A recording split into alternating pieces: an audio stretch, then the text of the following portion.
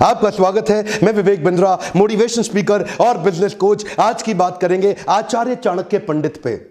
इनको कौटिल्य और विष्णुगुप्त के नाम से जाना जाता था। पिता का नाम चाणक्य, इसीलिए इनका नाम पड़ा चाणक्य। बुद्धि के भगवान। इनकी कूटनीतियों पर चल के कई साम्राज्य स्थापित हुए। आज कई बड़ी मिनिस्ट्रीज है हमारे देश में। Education minister, home minister, finance minister, defence minister, foreign minister, ये सारी सबसे इंपॉर्टेंट मिनिस्ट्री हैं। और ये ऐसे व्यक्ति थे जो सारी मिनिस्ट्रीज अकेले देखने में सबसे ज्यादा सक्षम, और इनसे ऊपर प्राइम मिनिस्टर, ये खुद आगे चल के चंद्रगुप्त मौर्य के प्राइम मिनिस्टर हुए। नालंदा के विश्वविद्यालय में ये एक प्रोफेसर थे, एक शिक्षक थे। शिक्षक होने के साथ साथ इंटरनेशनल डिप्लोमेसी कैसे बिल्ड करनी है, पॉलिटिकल गवर्नेंस कैसे लाना है, प्लानिंग कमीशन को कैसे तैयार करना है, ऑडिटिंग मैकेनिज्म को कैसे तैयार करना है, इन सब में ये इतने एक्सपर्ट व्यक्ति। अगर आप भी बुद्धि अपनी बिल्ड करना चाहते हैं, बुद्धि का विकास चाहते हैं, इस वीडियो को ध्यान से देखिए। ये समुद्र शास्त्र में भी पारंगत थे। क्या होता है समुद्र शास्त्र? एक इंसान से बात करते वक्त उसके चेहरे को देख के बता देंगे कि व्यक्ति सोच क्या रहा है। इतना एक्यूरेट प्रेडिक्शन देंगे उसके बिहेवियर के बारे में, उसके इमोशंस के बारे में, उसके रिएक्शंस के बारे में। ये एक्सपर्टीज इनको आगे चल के कई साम्राज्य को स्थापित करने में इसकी मदद करी। इनके बचपन से शुरुआत करते हैं। एक बार चाणक्य बाहर बगीचे में खेल रहे थे। पीछे से इनके घर में एक एस्ट्रोलॉजर ज्योतिषी आया, जो उनकी मां से जब मिला तो उन्होंने चाणक्य की पत्री देख के बोला कि ये तो आगे चल के इसके जीवन में राजयोग लिखा है, ये आगे चल के देश का बड़ा प्रधानमंत्री भी बन सकता है।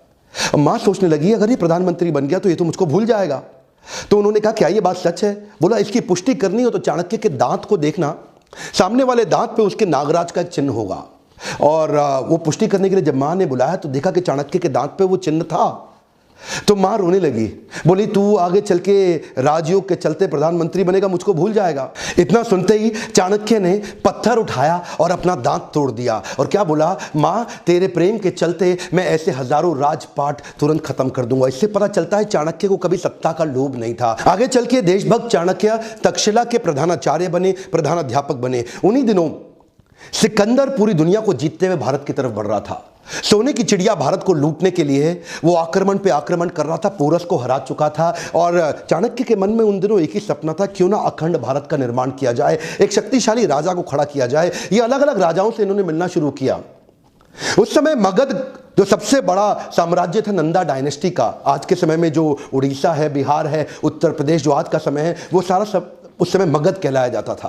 और नंदा डायनेस्टी का सबसे बड़ा राजा धनानंद, ये उसके पास गए और उसको इन्फ्लुएंस करने का प्रयास किया कि क्यों ना सिकंदर के खिलाफ हम तैयारी करें। और तब इन्होंने कहा, अच्छा, उस समय धनानंद बिजी था। किन चीजों में बिजी था? वो प्रजा से कर वसूलता था, टैक्स लेता था, और उसको अपने जुए सट्टे लॉटरी में, पर स्त्री गमन में, अपने भोग विलास के अंदर खर्च कर देता था। इन्होंने इसको समझाया कि राजा का कर्तव्य है कि समाज से पैसा ले, जो आप टैक्स लेते हैं उसको समाज सेवा में लगा दें। और धनानंद को गुस्सा आया, बोला, ए पंडित, तुम अपनी पंडिताई करो, मुझको राजपाट ना सिखाओ, सिकंदर यहां तक नहीं पहुंच पाएगा। जब चाणक्य ने इनको दोबारा समझाने का प्रयास किया, इन्होंने धक्का मार के उसको गिरा दिया नीचे।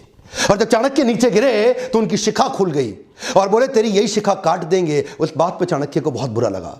उस दिन उन्होंने एक संकल्प ले लिया कि मैं ये शिखा तब तक नहीं बांधूंगा। This is called converting anger into resolution. उन्होंने अपने क्रोध को संकल्प में परिवर्तित किया। बोला, उस दिन तक शिखा नहीं बांधूंगा जब तक तेरे साम्राज्य को उखाड़ के एक अखंड भारत का राजा ना लाकर खड़ा कर दूं।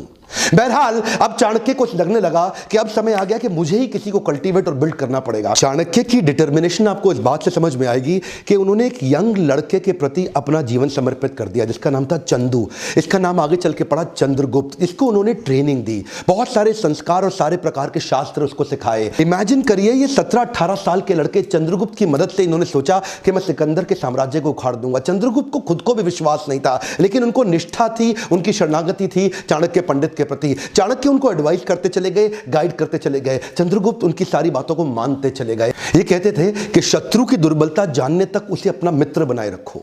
चंद्रगुप्त हैरान, बोले, सिकंदर को मित्र कैसे बनाएंगे? चाणक्य ने तभी चंद्रगुप्त को समझाया कि तुम इनकी सेना में शामिल हो जाओ।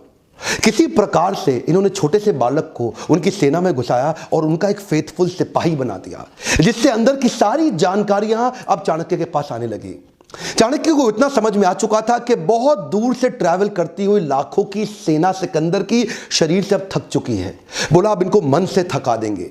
इन्होंने अंदर भ्रांतियां फैलानी शुरू कर दी सिकंदर की सेना के बीच में। देखिए, सिंध नदी अभी तक पार नहीं कर पाया था, भारत में अभी तक घुस नहीं पाया था पूरी तरीके से, और वहां भ्रांतियां फैला दी कि हमारे जो देश, भारत के जो देवी देवता हैं वो तुमसे नाराज हो चुके हैं।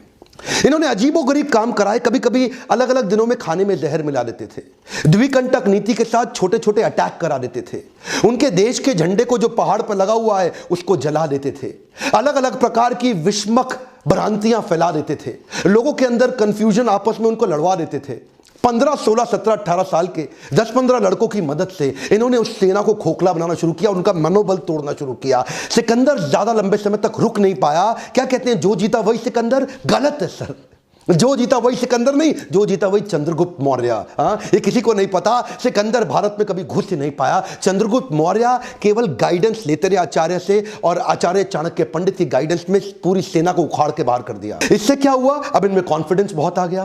5000 हाथी घोड़ों की एक सेना बना के सोचे कि मगध की राजधानी पाटलिपुत्र पर जाकर के एक हमला कर देते हैं और धनानंद को भी उखाड़ देंगे। अब ये ओवर कॉन्फिडेंस इनके लिए नुकसानदायक रहा। ये पहुंच तो गए 5000 के हाथी घोड़ों छोटी सी सेना लेके, लेकिन आधे दिन के अंदर दोपहर होते होते ही मगध की सेना ने इनको उखाड़ के बर्बाद कर दिया, खत्म कर दिया। किसी प्रकार से चंद्रगुप्त चाणक्य ने अपनी जान बचाई, भाग करके एक झोपड़ी के पीछे जाके छिप गए।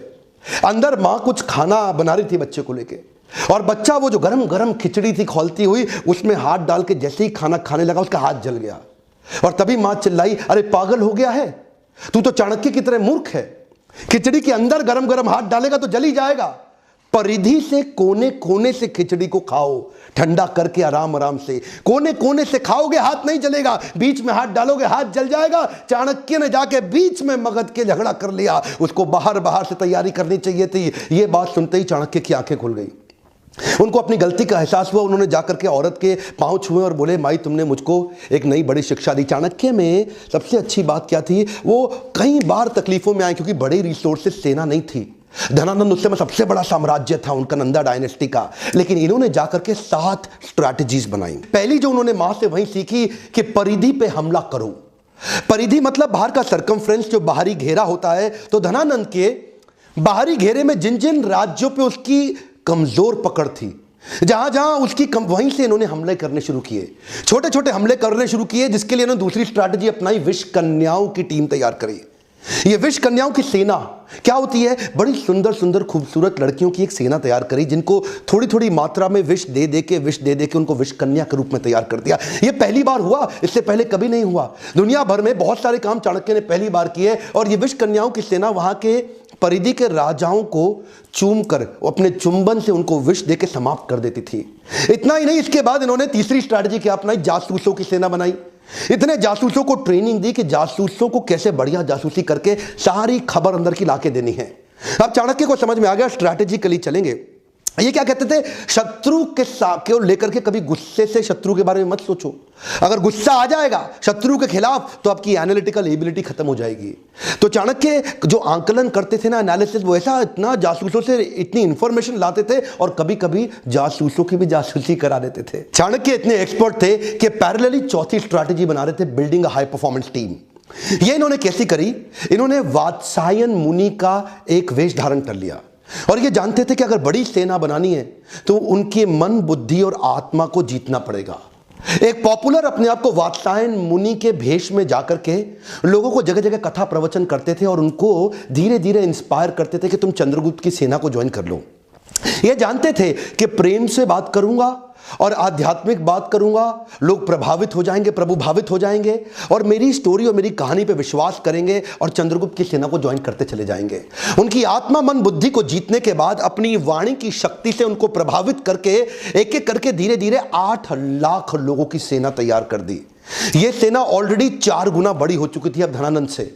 इनके पास हाथी घोड़ों की बड़ी सेना और घुड़सवार रथों की बड़ी सेना, पैदल सिपाहियों की सेना, इतनी बड़ी सेना धीरे धीरे ये देखिए, इस सारी स्ट्रैटेजीज पैरेलल करते चले गए। हमारे देश में आज आरक्षण का बड़ा चक्कर चल रहा है ना, वहां पे आरक्षण के चक्कर के सख्त खिलाफ थे। ये कहते थे केवल योग्य व्यक्ति को आगे बढ़ाऊंगा, your country is only as powerful as your lieutenants. तो अपने लेफ्टिनेंट को चूज करते थे।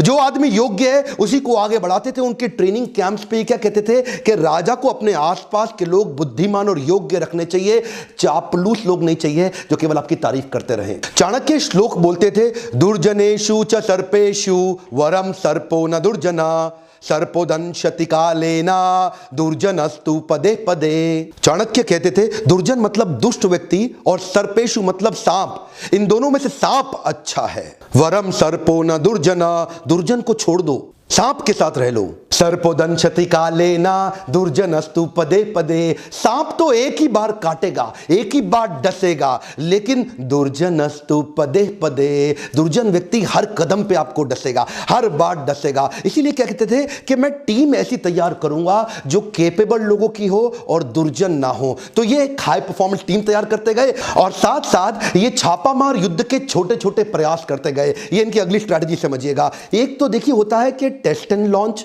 और एक होता है launch and test. Test and launch क्या होता है? पहले छोटे छोटे टेस्ट करो, पायलट एक्सपेरिमेंटेशन करो, छोटा टेस्ट करो और उसके बाद उसको वैलिडेट करो। और दूसरा क्या है, पहले लॉन्च कर दो और बाद में देखना टेस्ट करके रिजल्ट आया कि नहीं आया। जो पिछली गलती करी थी 5000 घोड़े सैनिक के साथ, वो क्या था, पहले लॉन्च कर दिया, बाद में टेस्ट से पता चला कि ये फेल हो गए। अब क्या करते थे, अब कहते थे अभ्यास करेंगे।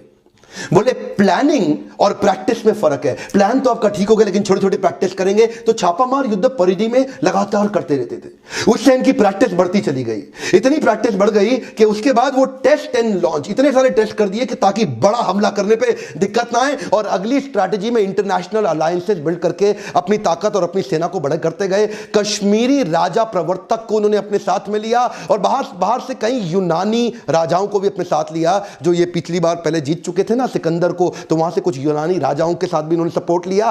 पोरस का भी सपोर्ट अपने साथ में लिया और कई समुद्री लुटेरों को भी अपने साथ में अपनी सेना में बनाया। इतनी बड़ी सेना बना करके ये 7 स्ट्रैटेजीज मिला के इकट्ठे चलते चले गए। एक एक करके अंदर घुस के पूरी धनानंद की नंदा डायनेस्टी को उखाड़ के खत्म कर दिया।